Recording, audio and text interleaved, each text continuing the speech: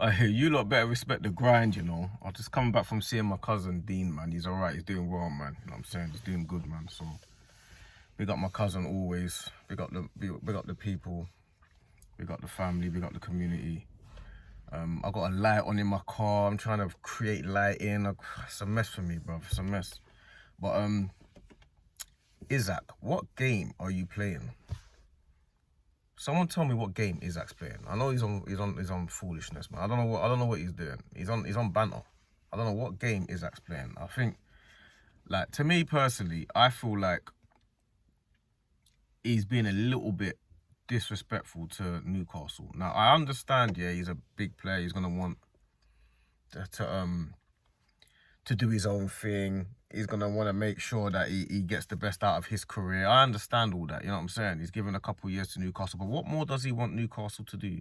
Apart from give him a platform, which they've done.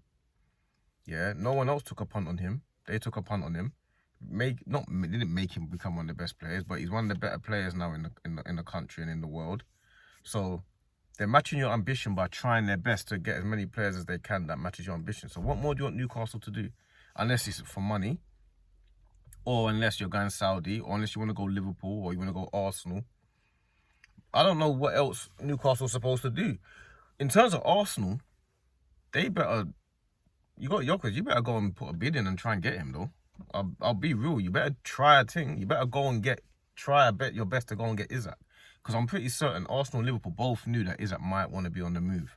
So we might find out today, but everyone else finds out. Everyone in the football world already knows that this is the grumblings. You know what I'm saying? Liverpool are not going to approach Newcastle if they don't think Isak's going to leave, especially if it's worth 140, 150 million. And that might be even the minimum. So at the end of the day, Isak coming out saying that he wants to leave lowers his price. Or whether he came out or not, the rumours are that he wants to leave. That lowers his price. And not only does it lower his price, what it does now is it puts Newcastle in a difficult position because he's got 3 years left on his deal, so they don't need to sell him. So anytime a player decides to come out and say he wants to leave, you know he's ready to go now. And that's where the issue is. It's like, I don't know, like, you could have... I feel like you're doing it now because you probably feel either... people say you're doing it for a new contract. I don't think it's for a new contract. I think you're doing it now to get... Like, you're feeling like, hold on a minute, I'm not getting what I want. Like, because you did the quiet thing at the beginning, and everyone's like, you know what, Isak's not really a problematic guy. I like this. I like this new style of players that are not causing chaos. All of a sudden, a week later, Isak wants to leave. We're hearing that he wants to go. Now, it's fine that you want to go, and that can happen, but this conversation needs to have happened with Newcastle at the beginning of this. But then again, maybe it did. Like, maybe it did. And maybe they knew that and they just don't want to sell him. But he's got 3 years left in his deal, so Newcastle ain't got to sell him. If I'm Newcastle, I'm saying he ain't going nowhere. You're staying here. Unless someone puts in £170 million bid, then you can go. Tell them if they want you, they can pay for you. You're worth 150 million, pay 150 million. Simple. So, I don't know, man. I feel like Newcastle have been hard done by here, man. I feel like they've been hard done by. And if I was a Newcastle fan, I'll be raging, man. I'll be real, man. I hate when players come out to the public that they want to leave. Bruv, I've had it for years. Van Persie. Fabregas didn't do it, but they put the shirt on him when he was at Spain. Fabregas, Nasri, Ashley Cole, Sagna, Clichy, Adebayor. Like, we've had it for years. For years, players just leaving our club when they're at their peak. We've had it for years. I don't know, man. I just don't like it, innit? So, I guess he's seen it as a stepping stone. And if Isak wants to leave, then that could just set a chain effect of domino effect of Gordon wanting to leave and Botman wanting to leave and Bruno Gomes and Tonali. These guys, Livramento, these guys ain't gonna want to stay.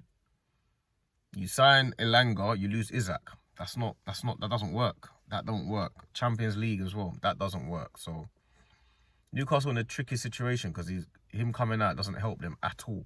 And like I said, if I was a Newcastle fan, I'll be raging. If I'm Arsenal, I'm going over there with a bid.